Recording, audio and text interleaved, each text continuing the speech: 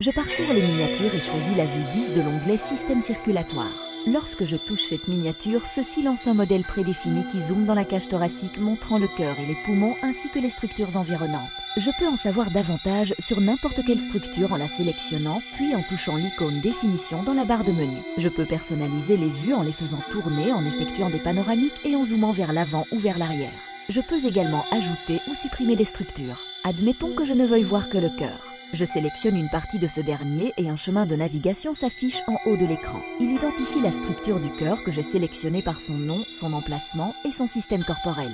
Si je touche le mot « cœur » dans le chemin de navigation, ceci sélectionne tout l'organe. Dans le menu « Action », je choisis la fonction « Cacher les autres ». Je peux à présent voir le cœur sous tous les angles sans obstacle visuel. Le bouton « Atténuer » permet de voir au sein d'une structure. La sélection de la face sternocostale du cœur et l'utilisation des boutons « Atténuer »,« Cacher » et « Afficher » tout en faisant tourner la structure me permet d'obtenir une modélisation unique en 3D des structures du cœur. Pour revenir à la vue originale, je touche son nom en haut à gauche et la vue est rafraîchie. Je peux utiliser le chemin de navigation pour ajouter des structures. La sélection d'une structure, comme par exemple le sternum, puis un appui sur le terme « cage thoracique » dans le chemin de navigation, ajoute la structure entière. Le fait de sélectionner « Système squelettique » ajoute le système dans son intégralité.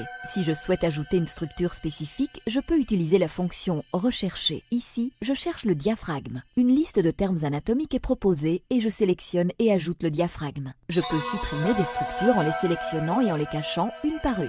Pour cacher le système complet, je peux le sélectionner à partir du chemin de navigation et toucher le bouton « Cacher ». Cette vue est particulièrement utile. Pour la sauvegarder, je peux sélectionner « Enregistrer la vue » à partir de la barre de menu inférieure et donner un nom à la vue. Cette vue est enregistrée dans l'onglet « Mes vues » situé dans le coin en bas à gauche de l'écran. À partir de cet onglet, je peux revenir sur toutes les vues que j'ai sauvegardées. Je peux les trier par date ou par nom. Je peux modifier une vue et l'enregistrer à nouveau.